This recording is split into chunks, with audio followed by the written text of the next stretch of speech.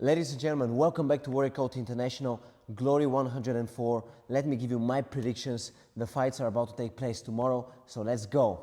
Muhammad Amin versus Errol Koning. What is my opinion? What do I expect from that fight?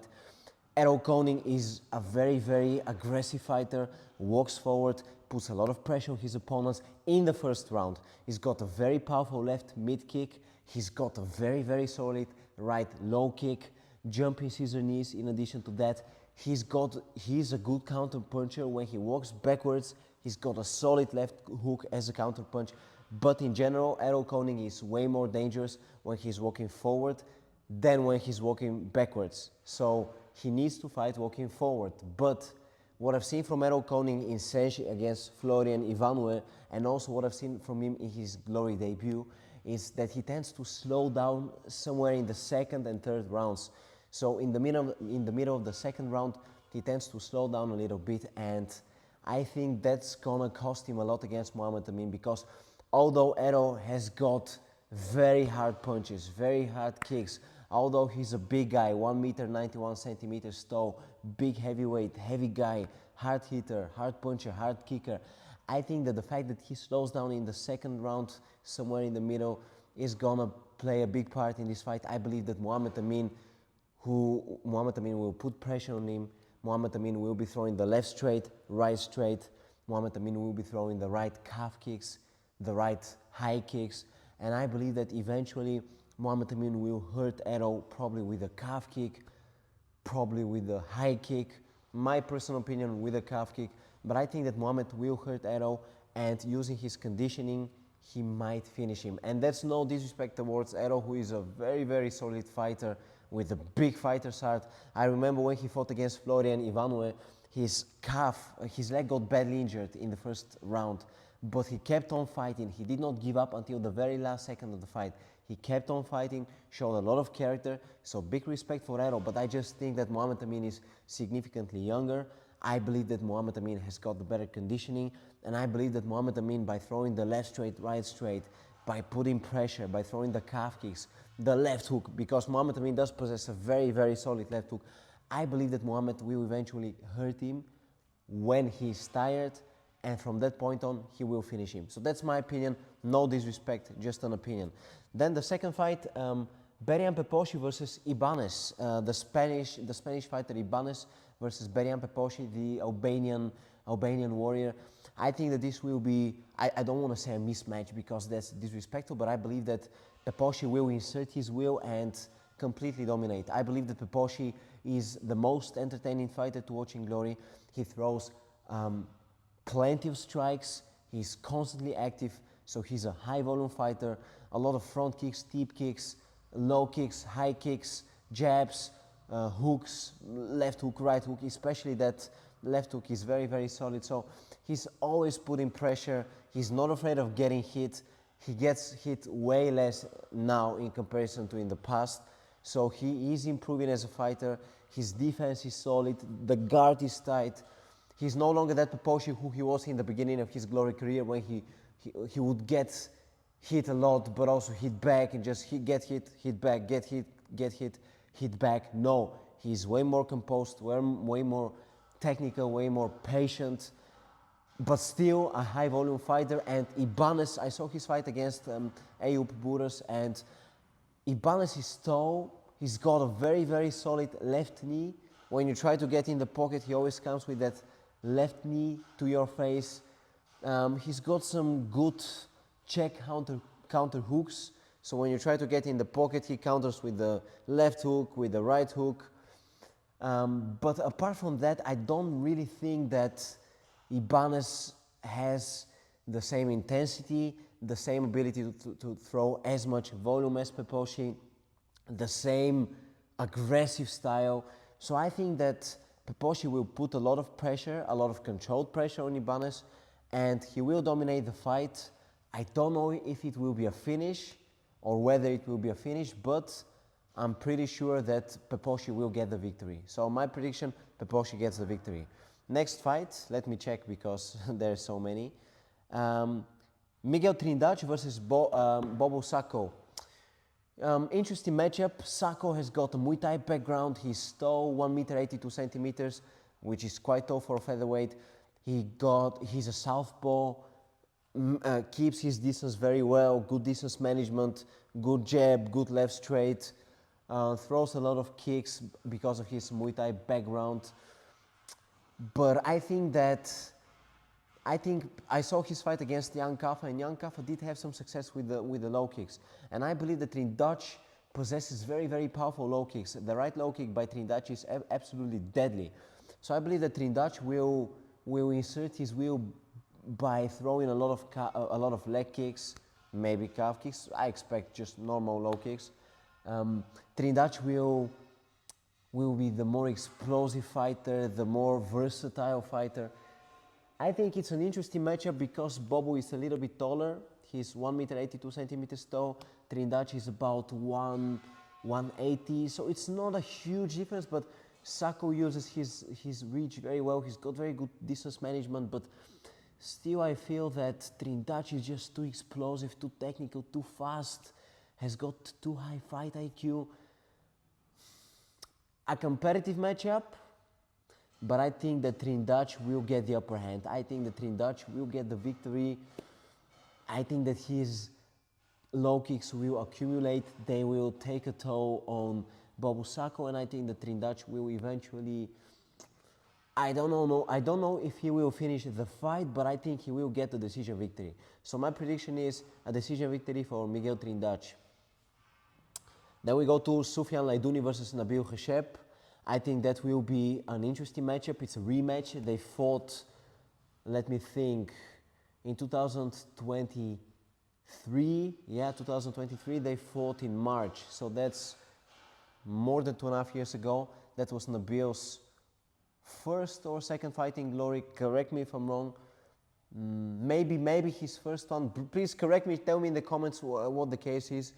But that fight, what happened in that fight was Sofian was keeping his distance, moving laterally, moving a lot, using his left straight, using the deep kicks, the knees to the body, good head movement, good distance management.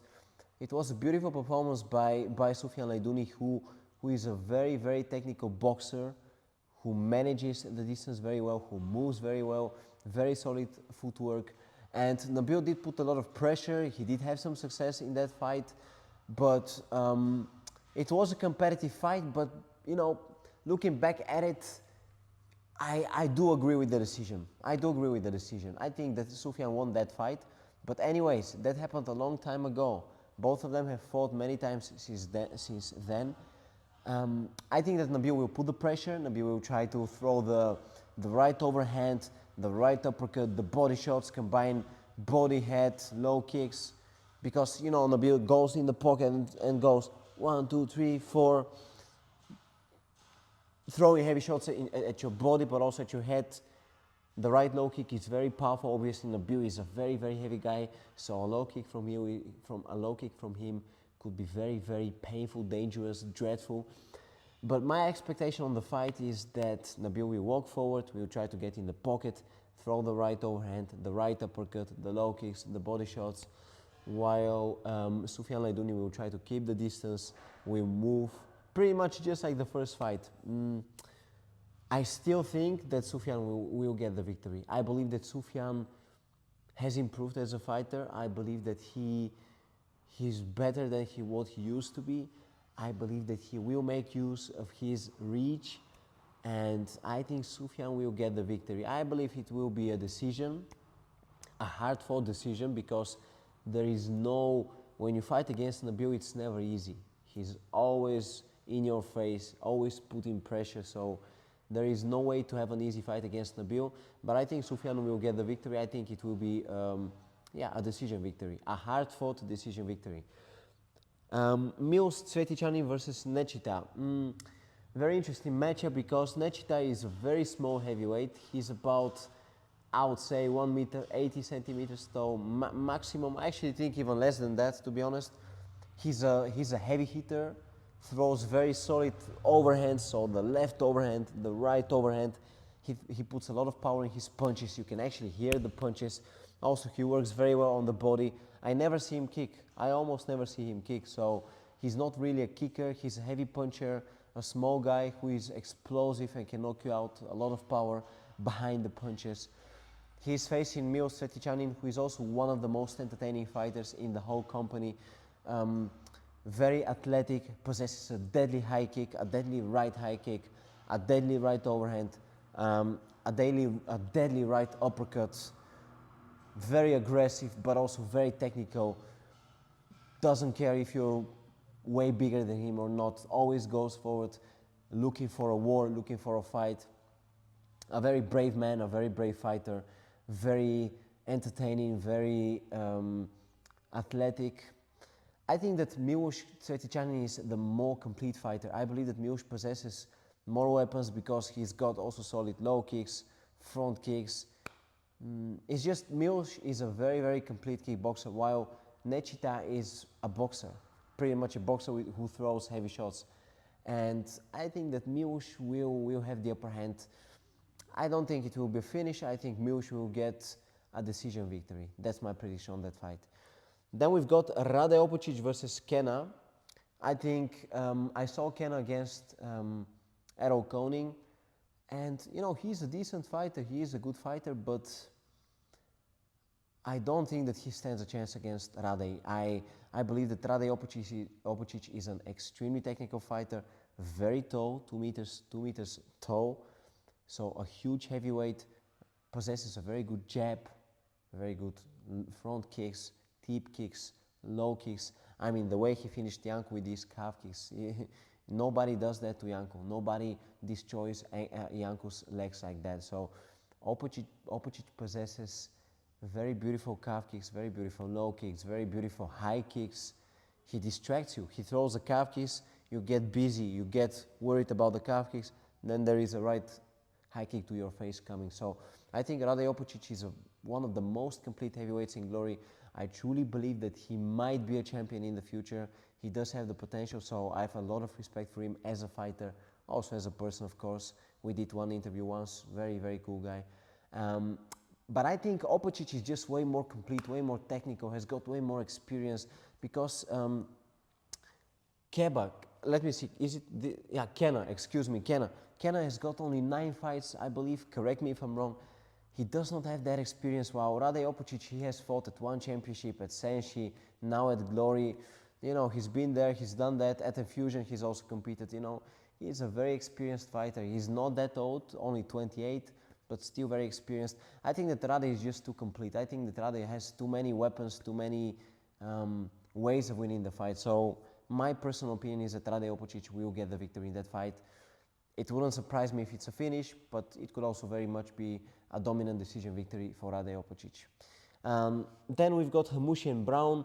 Obviously, Braun has got that Kyokushin karate background. I remember that spinning back kick, which caught Muhammad Tushasi and broke his chin, you know, in a terrible fashion.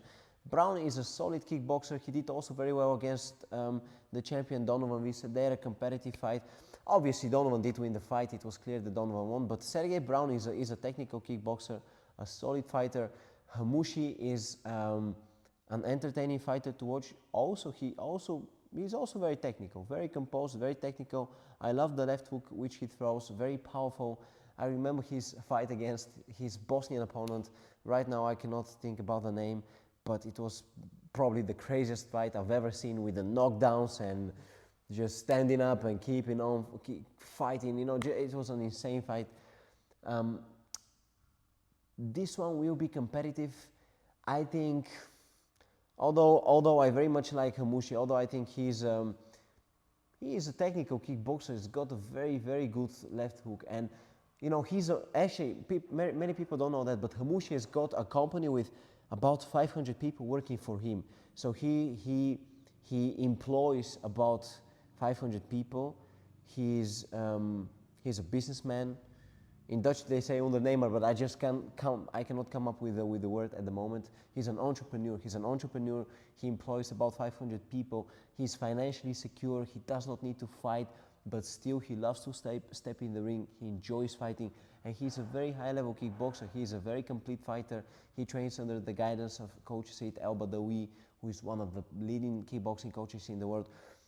But still, although Hammouche does have that hunger and that fire and a lot of solid technical moves, I just think that Sergej Braun is a bit more complete. And I don't mean that in a disrespectful manner, but I still think that Sergej Braun is a bit more complete, a bit more composed. I would give the edge to Sergej Braun. I don't think it will be a finish if Hammouche keeps the hands up, because those spinning back kicks can always break your face, your chin, so you should always be careful against such an opponent. But I think that Sergej Braun will get the victory. I think it might be, yeah, I think a decision victory for Sergej Braun. That's my opinion. And then, of course, the main event of the evening. I already did or made a video on that fight, and I've got two scenarios. Basically, to keep it simple, scenario one: Bahram goes forward aggressively from the very first second. He catches Tarik with a flying knee or a scissor knee, or maybe a powerful left hook or a powerful right high kick, or maybe with a powerful right front kick to the face. He hurts him and eventually he finishes him. Or scenario two: Tarik manages to weather the storm, to survive the first round, throws his calf kicks and keeps on throwing the calf kicks, and they keep on accumulating, and Tarik keeps on putting pressure on Bahram, and eventually Bahram gets tired, and Tarik drags him into the deep waters, and there he finishes him with combinations of body shots and headshots. Headshot, that's not Counter-Strike, but combinations of body shots and shots to the head. So I think it could either be a knockout in the first round for Bahram, or a technical knockout for Tarik somewhere in the fourth, fifth round of the fight. So that's my prediction on that fight. But what I forgot to mention, so obviously it's gonna be, we've got a tournament, so right, and we've got Levi Rigters. Excuse me, because I forgot about Levi. Levi is fighting against Nasipov. Now here I'm gonna shock many of you. You're probably going to say that Levi Rigters is going to win this fight. And Levi is very tall. He has probably, I believe, the longest reach in glory. 2 meters and 10 centimeters reach. That's absolutely insane. He's a very technical fighter. I mean, spinning back kicks, the one against Jamal. Spinning back fists, the one against Rico. Right overhands, the one against Rico. Or right hooks. Jumping tip kicks. Jumping scissor tip kicks, if that's the correct term. Levi is extreme, deadly calf kicks. He's very complete, just jabs to the head, to the body, everything. Every weapon that you can possess, Levi Rigters possesses. He is a phenomenal fighter. But I just watched Nasipov, and I'm gonna tell you, this guy is a very dangerous fighter, because first of all, he's a southpaw. He's very stocky, very heavy, big guy. And he works very well with the jab, with the right hand. He's a very technical boxer, has got a very good sense of the distance, so very good distance management, very relaxed, very difficult to hit. I really like Nasipov. Like, sometimes the hands are down here, which could be a danger against Levi, because Levi does have heavy high kicks.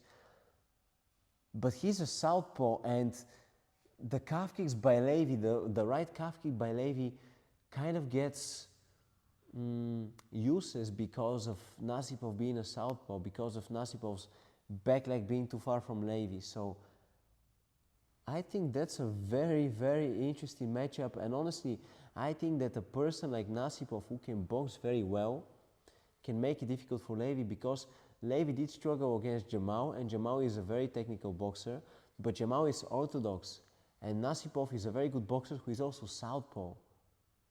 So I think, and also not only is he a good boxer, his back leg, his left leg will be too far from Levi's right calf kick.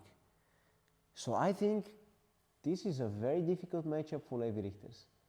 And I mean that with all due respect to Levi. But I think that's a tough matchup for Levi, and I think that Nasipov can get the win. I know nobody expects that, but I think that Nasipov could be very awkward for Levi, very difficult to deal with. So I actually believe, my prediction is actually that Nasipov will get the victory. Not a finish, but it will be... Also, Nasipov throws like spinning back kicks to the face. That's also crazy. Like that man is a very, very technical fighter, and he's only 23. Man, that Russian is very dangerous. He's also a heavy hitter. He trains with Artyom Vakitov. Yeah, I think that's going to be a difficult fight for Levi. I think that obviously Levi does stand a chance because he's very unpredictable. He can always knock you out with a spinning back fist or a right overhand or a spinning back kick or anything. But I just think that Nasipov is very composed and technical and difficult to hit. And I feel like he will... I think Nasipov will beat Levi. I think it will be a decision victory for Nasipov, with all due respect to Levi. And what that would mean is that Nasipov would have to face the winner between Laïdouni and Khachab, and I think that would be Laïdouni. So then you will have two southpaws fighting each other. So Nasipov against Laïdouni, two southpaws, both of whom are very good boxers and very technical. I think that will be a very, very interesting fight to watch. I really do. But I still think that Nasipov is the more... Yeah, I think that Nasipov is the more dangerous boxer than Laïdouni, with all due respect to Laïdouni. So I think that Nasipov will beat Laïdouni. It will be a competitive fight, very competitive, very technical. There will be a lot of movement, head movement, lateral movement, footwork from both sides.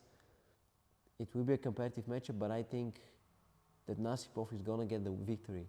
So from that four-man tournament, most people think that it will either be Levi or Nabil, but I actually think it's going to be Nasipov.